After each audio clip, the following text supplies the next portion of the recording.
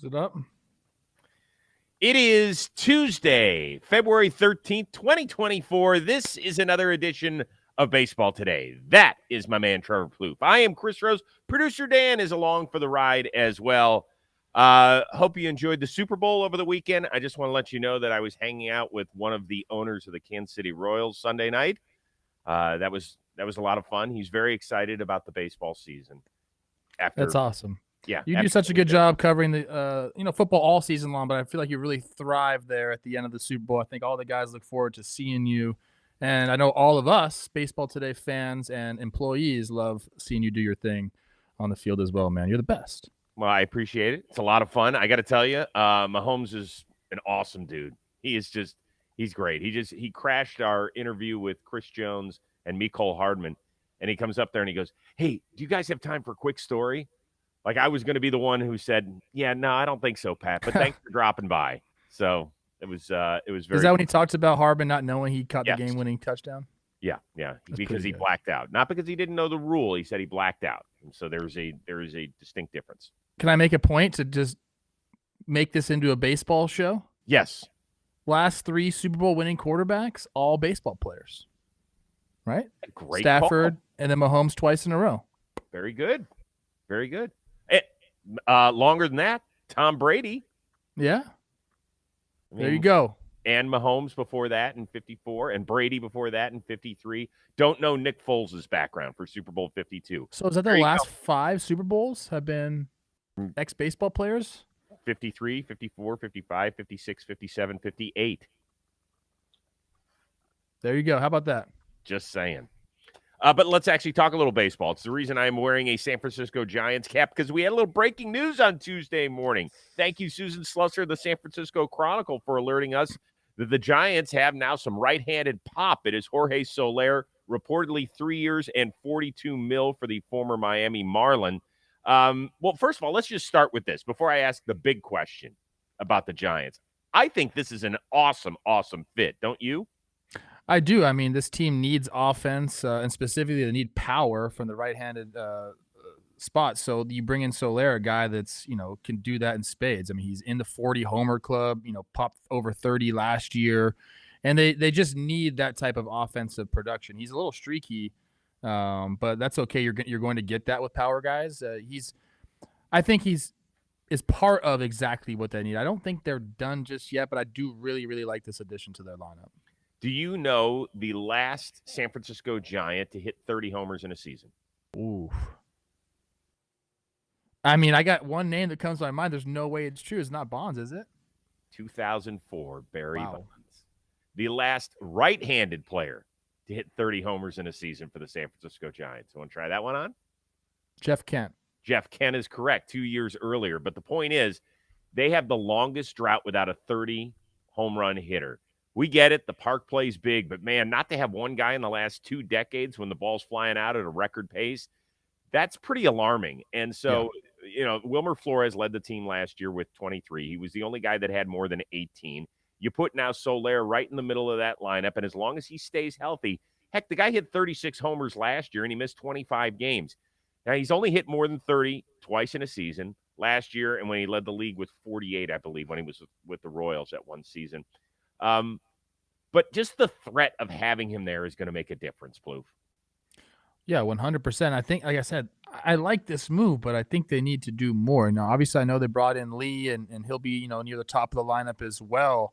But that's kind of where it goes for me. Like, we have some pieces here. Like, it's starting to look like a lineup that can get things done and can get, instead of being whatever they were last year, 28th in average, 26th in OPS. We need to get back towards the middle or even upper echelon to really compete, especially in that division, the teams that are in the National League. So I like this, but I think we all know what we want. We either want a Chapman or a Belly to also land here in San Francisco. Yeah, and so, the grander scale question is, are they good enough to contend for at least a wild card spot? And I guess I'll answer that one first. The thing that scares me, as much as we talk about the lineup and the lack of pop until you add a guy like Soler, is the fact that their rotation has a ton of question marks. Now, Logan Webb finished runner-up for the Cy Young. He's the latest guest on the Rose rotation, and he talked about the question marks afterward. He said he likes the talent a lot, but Logan Webb started 33 games last year. The guys that will now follow him, Jordan Hicks, who, of course, is making the transition from the bullpen in St. Louis to the rotation in San Francisco. He's made 8 career starts. Kyle Harrison, 7, Keaton Wynn, 5, and Tristan Beck, 3. That means that Webb started 33 games last year. The other 4 guys that are penciled in as their rotation, at least at the first 3 months of the season, have a combined 23 major league starts. You got Cobb and you've got Robbie Ray, who probably can't help until midseason. This is where they're either going to hang with him or we'll see in 2025. The good news, Chris, is there's people out there that can help. I just mentioned 2 guys. There's also a starting pitcher out there that can help. And I know that they're actively trying to get these guys to sign in San Francisco. And it takes 2 to tango. But that's what I keep saying. Like I don't think they're done. I think they will ultimately sign one of those 3 guys. But if they don't end up doing that, then they got to get creative this season because you're right. They need to fill innings. I still think that lineup is a little light as well, and they'll have to go other ways than free agency to do it if they can't land one of these 3 guys. In the meantime, as spring training is really just getting cranked up for most teams, hard to believe, but the Padres and Dodgers get the season going, the regular season, in about 5 weeks over in South Korea. San Diego, of course, has a bunch of new faces, not only players, but their skipper in Mike Schilt as well. I mentioned about our experienced players, more of our experienced core, with Manny, Bogey, Toddy, Crony, but we talked about Joe and Darvish. I can tell you that group wasn't pleased with, in their terms, the underperformance of what took place and how it went down. So without getting into creative specifics, I can tell you that the group that's going to help lead this 24 campaign is coming in hungry. Well, they better be hungry because last year they expected to be World Series contenders and they barely made it over 500 thanks to a late season run, but they were really never in playoff contention the last few weeks of the season. However, are we underestimating them right now? I don't think we are, Chris. I think that everything about this roster is top heavy. I mean, the lineup was top heavy last year, but they've lost some of those top guys. I mean, they shipped out Juan Soto. Even Gary Sanchez, who had a pretty productive offensive year for him. He's now with the Brewers. They're going to have those guys go, but I watched a segment with Brian Kenny, my good buddy on MLB Network, and he said they're going to trot out right now 5 guys projected for below league average offense in that lineup, and you just can't have that and think you're going to compete with the Dodgers or the Braves or, any of these other teams in the National League. So I don't think we're underselling. I think there's a ton of question marks. Even Schilt and more of his presser was saying it's a wide open camp, and he really means it. It means the outfield is wide open. Tatis is the only guy that's there for sure. Even the starting rotation, like that's wide open. Some of the bullpen stuff, that's wide open. So that sounds nice, and it's giving your guys a chance to compete. But if you don't have like set pieces going into the season, you're just going on thoughts and prayers. I mean, I don't think we're underselling this team. I think we have them pegged exactly where they need to be, and they took a step back from last year. We had high hopes from last year that didn't happen. A lot of weird things, with the 1-run games and the extra innings, but they didn't get any better, and the division didn't get any worse. So I don't think we're underselling them. I think we have them right where they need to be. I agree with you. In fact, somebody on this show thought that they were going to win the World Series. I don't need to say who that was, but it might have been the guy who's wearing a San Francisco Giants cap right now. Here's the thing. Schilt made a point of talking about his veterans, right? He talked about Machado. He talked about Tatis. He talked about Yu Darvish. He talked about Xander. He talked about all these guys. These are high-priced guys that have been extremely productive at this level. It's on them. It really is. Do you guys want to be known as dudes who have been very, very good baseball players over your careers? Now, Bogaerts is different, right? He's won a couple of rings with Boston. He's solidified. But I'm really talking about the rest of these dudes who have been top-notch at their position, have been stars in this game, have been guys that fans have clamored to see in all-star games and big moments. Do you want to just be high-priced guys, or do you want to be guys that are known as winners? Like, this is the year that you do it. This is the year when people aren't expecting you to be great. Like, we're like, okay, the Padres took a step back. They've dropped payroll by almost $90 million. They'll be okay, right? We just talked about the Giants. They are seemingly at least incrementally improving. we expect the Arizona Diamondbacks to be right there, and they're hanging out and with the Dodgers, who spent $1.2 billion in the offseason. So show us what you're about. Don't be just guys with big paychecks. Be guys with big-time production. Not that they were terrible last year. They were all over league average, but you can't just be 14% over league average. You got to be a superstar. But can they pitch too? Like, I know that's cliche to say that, but look at the rotation and like where are the innings going to come from? Yep. Like you're getting Michael King over there who made 10 starts for the Yankees. I like him, but like you're going to expect him to throw 33 starts this year? Like Darvish is a guy who I think you can count on him. I like that. Mm-hmm. That's great. But like there's just a lot of question marks for me surrounding the team. It's specifically just depth of the team. And I don't like going into the beginning of the season questioning my depth because you still got to get through 162. The depth's going to go down from there. They got a lot of work to do. They do. And you make a great point about where the inning's going to come from. And the top two guys in Darvish and Musgrove, they combined for about 230 innings a year ago. That number's got to be 350 minimum if they're going to have any chance. Yeah. I mean, that's not even that much for two guys at the top of your rotation that you're paying 9 figures. 175, they would sign up for that in a heartbeat. Isn't that kind of sad? That's just the way the game's going now. Okay. All right. I can't deal with that. Not to mention they lost Blake Snell. Valentine's Day. They just popped up on my screen. Cy Young winner. Yeah. Well, maybe. Well, he won't be signed by Valentine's Day. I'm going to go out on that limb. So there you go. Hey, today's episode of Baseball Today is presented to you by our friends over at SeatGeek. If you have no idea what SeatGeek is, let's go. First, head on over to your phone. Get on over to your app store. Download the SeatGeek app because they're the #1 ticketing app that makes buying tickets super simple. More than 28 million downloads. That's what makes them the best, in part. So there are more than 70,000 events every single day available on SeatGeek. So that includes not only sporting events, but concerts, if you want to go to that, festivals, and oh so much more. Here's the thing I love about SeatGeek. They're there to help you out.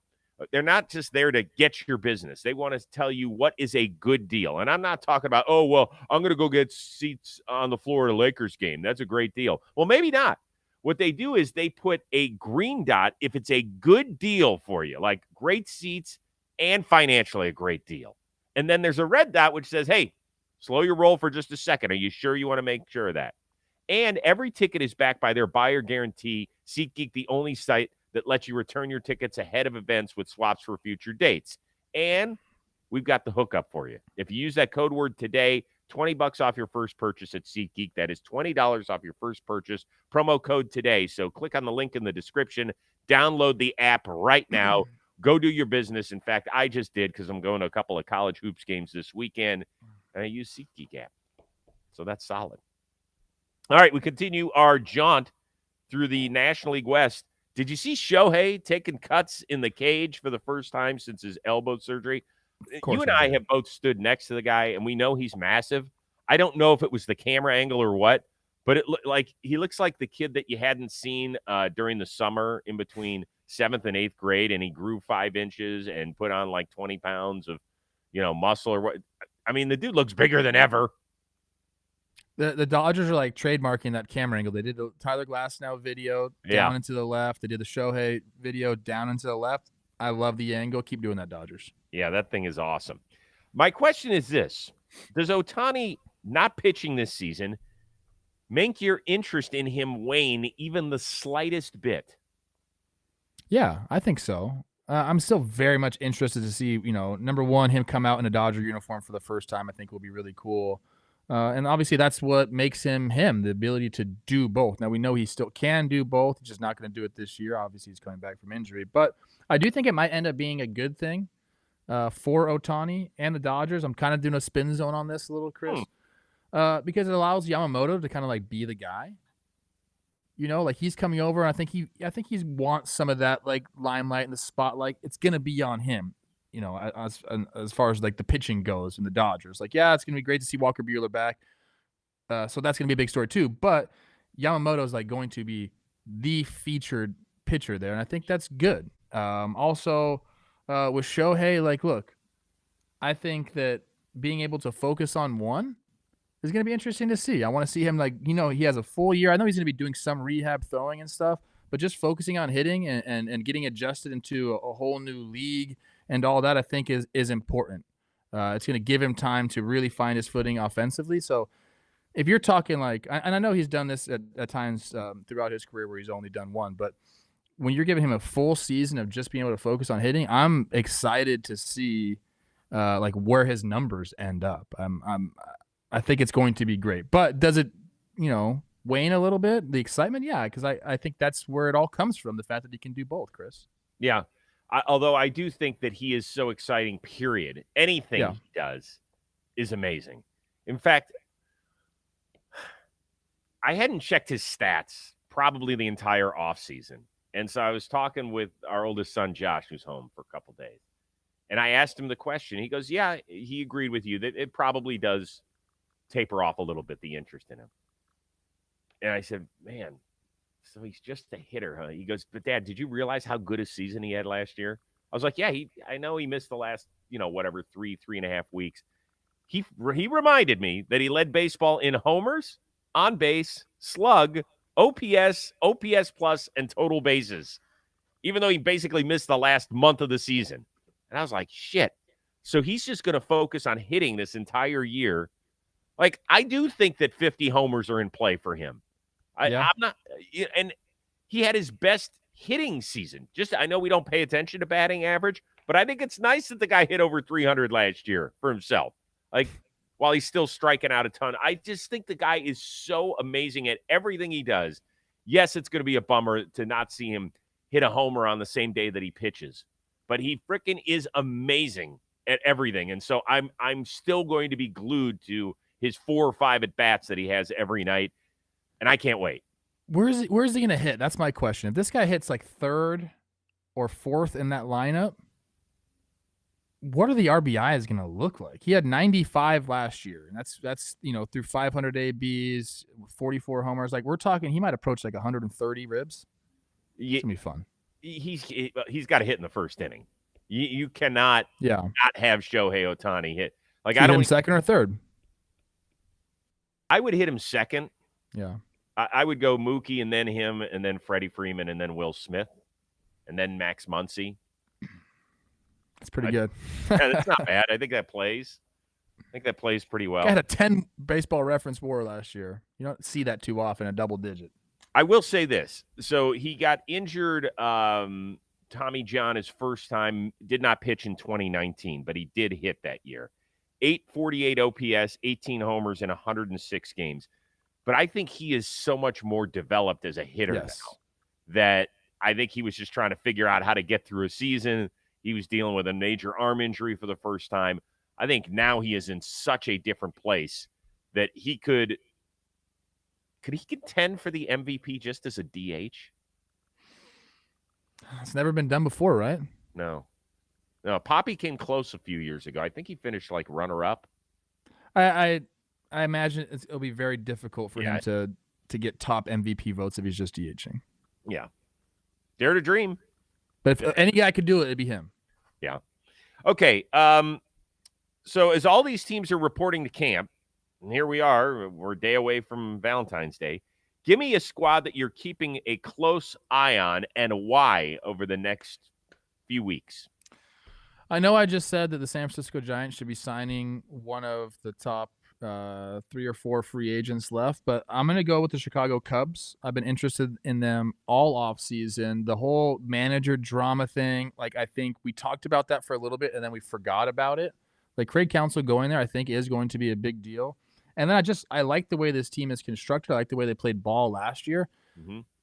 If they go, I want to see what they do, because they should not be done with their offseason yet. Are they going to wait for an injury to go snatch up another pitcher, or are they going to wait for an injury to go get Matt Chapman to play third base? I think that's my dream for them, is to go get Chapman. And I've said this on the show before, but if you have Dansby and Chapman and Nico Horner at in the infield, I mean, you're talking about probably the best defensive infield in all of baseball.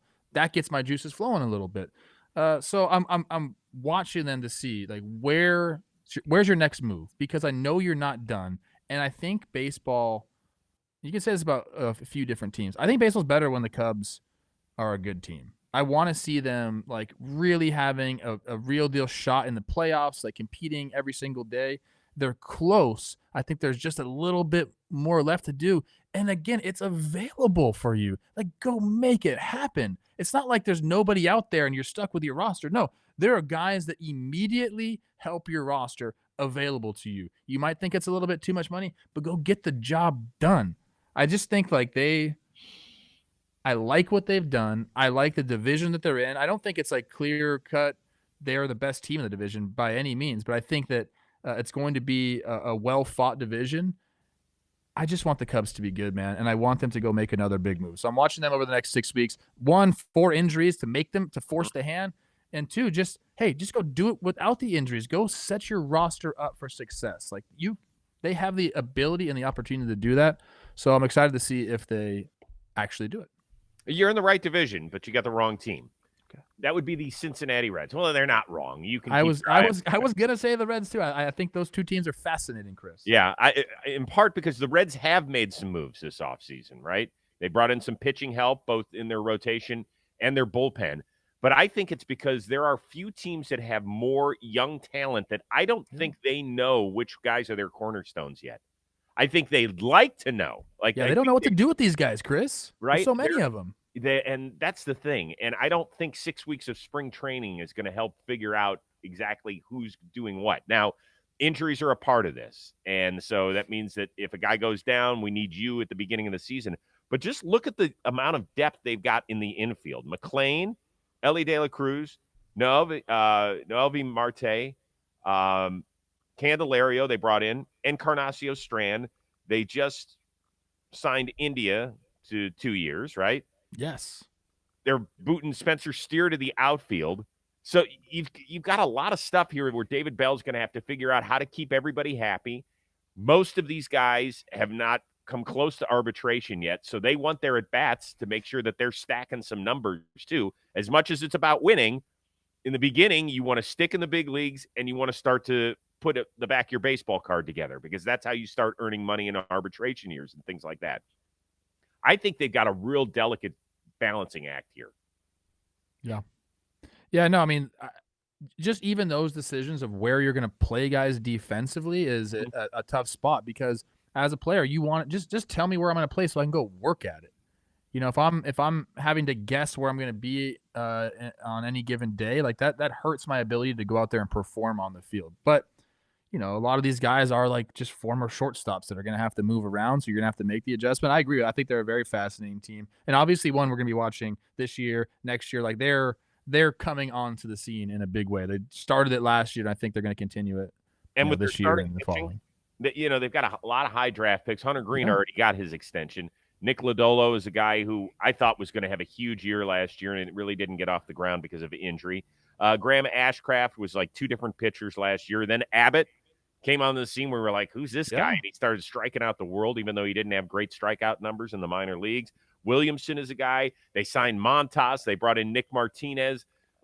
You know, who's going to step up? Who's going to be those dudes? I think in a division where, I mean, I don't know. I don't know who I would make the favorite. The Cubs are, right? They're the betting favorite. Is that accurate? I believe the Cardinals are. Really? Last time I checked, yeah. Oh, okay. Well, I mean, that's the thing is that you can make an argument for several teams in this division. I think they're going to be awfully fun to watch.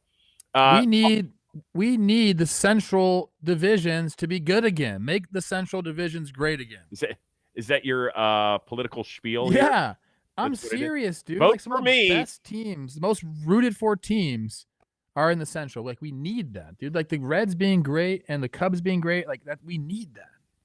So here's Plouffe's political platform, people. Make the Centrals great again. I guess it's Maca. Make the Central great again, especially the Twins. Yeah, I don't think that'll all fit on a hat. You know, we are a pretty non-political show here, but I guess whatever you want to do. I think everyone can rally around that idea. We need the Centrals to be good. That is a philosophy. Please. Yeah, throw in a comma and then please at the end. I like that. All right, last thing. Julio Rodriguez was among the baseball celebrities seen at Super Bowl 58. He actually had an Instagram post that, you know, said he's hungry. He's looking at the field as the Chiefs are celebrating the championship. I too am hungry, but it's for something different. Now, if you put the World Series in a neutral site for 7-game series and weather was not an issue, where would you take the games? I actually put a lot of thought into this one, Chris. You have to hear me out, okay? This goes along with the make the Central Divisions great again. Okay, I'm gonna stick in the middle of America here, okay, for a couple different reasons. Number one, we have to have the ability to tailgate. We have to have the ability to tailgate, right? Some of these parks can't tailgate at, right? So, number one, got to be able to tailgate. Number two, we need sort of like a centralized downtown area where you can put all the festivities and people stay there, and you're able. It's going to be for what? How many days is a World Series? 10? Yeah. Well, so you're going to be there for 10 days. You got to be able to walk around and do all these things. It can't be too expensive. I didn't like hearing about the prices in Las Vegas. I didn't like that. I want it to be affordable for everyone. So, something that checks all the boxes, and it's a beautiful stadium, Kansas City. I love the stadium. The downtown area there is great to walk around. There's breakfast stuff. There's dinner spots. There's nightlife there. There's there's like an older part and a younger part. And then you go to the park and you could tailgate and do all those things. I just think it's like the perfect place for a World Series for 10 days, 7 games. That's really interesting. It is a beautiful place. It is a great Yeah, don't shortchange it just because it's in Kansas City, Chris. No. I always loved going to the World Series in 2014 and 2015 there, in part because some big cities, when a huge event comes into town, you're seen as a pain in the ass. More traffic congestion. They're not happy to have you there. When you go to, like when we had all-star games in Kansas City or in Minneapolis or in Cincinnati, these, I'm not going to say smaller towns, but cities that don't get a lot of shine on them in the sporting globe, they roll out the red carpet for you. So I think Kansas City, you nailed it there. That's a great one, which is exactly why I'm going to go with Miami. I like Miami too. Now, here's the reason. Yeah, now that's part of it. Partying. That is part of it. The party aspect will be insane. And I have had some, in fact, Super Bowl 41 was down there and we took Best Damn. I had to move my flight up because if I hadn't, I think I would have died. You would have made it. I would not have made it. I moved it up a day. I didn't even stay for the game. I was like, I got to get out. I have to please get me out of here. So that's part of it. The other part, I have been extremely impressed with the way that community has rallied around big-time event baseball the last 2 years. World Baseball Classic, and then most recently, the Caribbean World Series, right? I think it's great. Now, I understand it because of there's a cultural aspect to that. And are we going to get that in the World Series? Maybe. It probably depends on which teams are there. But I think the possibility of having it, that joint has been jumping the last 2 years with international events. I'm crossing my fingers that it could continue for the World Series. I went there initially when you first posed this question because obviously the nightlife is great, the restaurants are great, the scenery is great. You got the beach, all these different things. But I needed it to be like I wanted everyone to feel like they're in the World Series bubble. And when you're in Miami or LA, there's too many things distracting you. I wanted to feel like you're there for the next 10 days just for the World Series. And I think you get that in Kansas City. I don't think you get that in Miami. Yeah, that's fair. Let's see here. 2 other things I wanted to mention. First of all, you are right about Las Vegas. Now, it's going to be in the Super Bowl rotation, but just to give people a little taste, it was nuts. I got in there with Michelle on Saturday. We walked into our hotel. I could not believe – I thought I got dropped off in the middle of Times Square on New Year's Eve. That's how crazy it was. And there was a Fanatics party. Michael Rubin, I mean, he had every big-name celeb. So they actually blocked out 3 of the 6 elevators in our tower. Wow. For like 5 hours. I mean, everybody was at that party. That was no joke. I was not invited. So there you go with that. But it was insane. I don't know why so many people came into town just to be a part of the event. Don't ever do. I'm going to give you. This is like the John Boy Media dad talking to you right now. Okay. Please listen.